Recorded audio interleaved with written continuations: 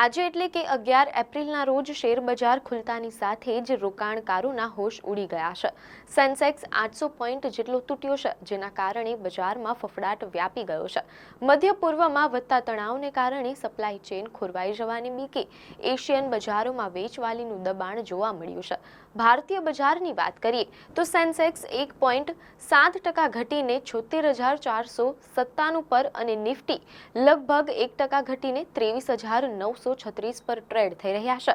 ખાસ કરીને consumer durables, auto અને રિયલ્ટી સેક્ટરમાં 2 થી 3% મોટો ઘટાડો નોંધાયો છે। મિડ કેપ અને સ્મોલ કેપ શેરોમાં પણ ભારે વેચાણ જોવા મળી રહ્યું છે।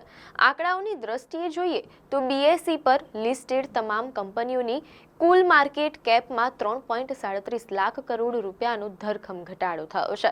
ભારત સહિત અન્ય એશિયન દેશો માટે આજનો દિવસ અમંગળ સાબિત થયો છે। આવી જ ન્યૂઝ અપડેટ માટે ધ લોકસત્તા પેજને ફોલો કરો।